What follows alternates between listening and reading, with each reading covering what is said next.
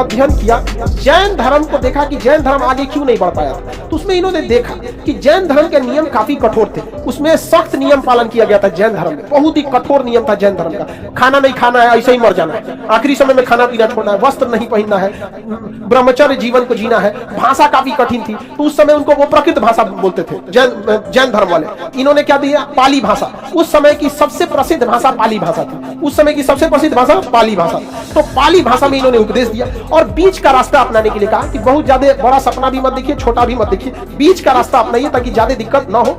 अष्टांगिक मार्ग बोला उन्होंने। क्या बोला? अष्टांगिक। 8 तरीके बताए जीवन जीने का, जिसे क्या बोला गया? अष्टांगिक मार्ग। तो अष्टांगिक मार्ग का सिद्धांत किसने दिया था? बौद्ध धर्म, महात्मा बुद्ध यानी बौद्ध धर्म ने दिया था। इन्होंने कहा था कि जो पुनर्जन्म होता है, इससे छुटकारा पाना सबसे जरूरी है। पता चला इस जन्म में तो आदमी अगले जन्म में गधा बन गया, अगले जन्म में कुत्ता, सियार, भेड़िया क्या बन जाएगा, दिक्कत होगा। अतः पुनर्जन्म में विश्वास जैन धर्म ने भी किया और पुनः धर्म में विश्वास बौद्ध धर्म ने भी किया। लेकिन दोनों में अंतर क्या? जैन धर्म ने कहा कि आत्मा को सताओ वरना यह पुनर्जन्म ले लेंगे, और बौद्ध धर्म ने कहा कि इच्छा आपकी अगर किसी इस जन्म में अधूरी रह गई तो उसे लिए वो क्या होगा अगले जन्म। तो बताइए बौद्ध धर्म ने पुनर्जन्म का कारण किसे बताया?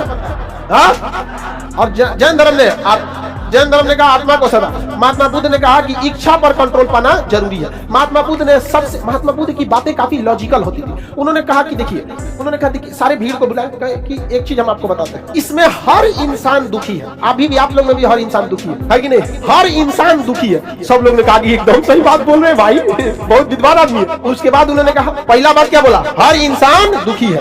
हर एक इंसान क्या है? दुखी है। ऐसा कोई नहीं है जिसको दुख नहीं है। दूसरा उन्होंने कहा हर दुख का कोई ना कोई कारण है। हर दुख का कोई ना कोई कारण है। किसी का कारण कुछ होगा, किसी का कारण कुछ होगा। किसी को पैसा नहीं आ रहा होगा, किसी का नौकरी का दिक्कत होगा, किसी का रिजल्ट नहीं आ रहा होगा, किसी का कोई नंबर ब्लॉक कर दिया है। तो अलग अलग सबका क्या है? कारण है। समझ गया कि नहीं आ गया? किसी की दिक्कत। तो सारे संसार में हर दुख का क्या है? कारण। और हर कारणों में सबसे बड़ा कारण जो है वो इच्छा है। हर कारण में सबसे बड़ा कारण क्या है? इच्छा।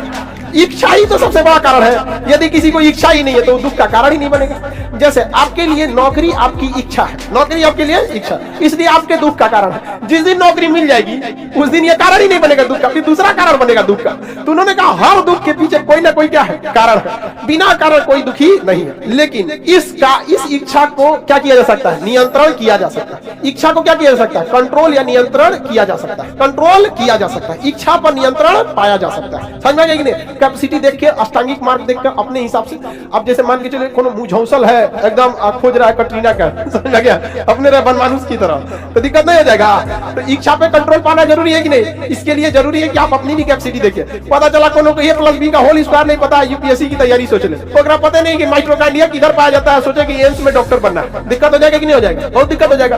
अब आंख से सूझिए नहीं रहा कि आगे कौन खड़ा है, सोचेंगे आर्मी की भर्ती निकालेंगे, तो हो जाएगा वहीं पे। तो इन्होंने कई रास्ते बताए, जिसमें सबसे महत्वपूर्ण रास्ता क्या था? अष्टांगिक मार्ग। कौन सा? अष्टांगिक मार्ग। अष्टांगिक मार्ग बताइए, अष्टांगिक मार्ग किसने दिया था? महात्मा बुद्ध ने। अष्टांगिक मार्ग हमारे दुख का कारण है कि पीडीएफ नहीं मिल रहा है। अरे भाई इसको पीडीएफ अपलोड कर दो जी, इसका दुख का कारण है अलग है। सबके दुख का क्या है? अलग अलग कारण है। आप बताओ काला खरगोश, तुम्हारे दुख का कारण क्या है? बहुत कारण है, तो तुम्हारी इच्छाएं भी बहुत होती। हाँ, सबकी इच्छाएं क्या होती है? अलग अलग होती है। समझा कि नहीं? लड़की लोग के भी दुख का कारण होता है, कैसन घर द्वार मिलेगा, कैसन ना, बहुत बड़का कारण है। बेचारा सोचिए ना, लड़की सब का लाइफ कितना अजीब होता है, अनएक्सपेक्टेड।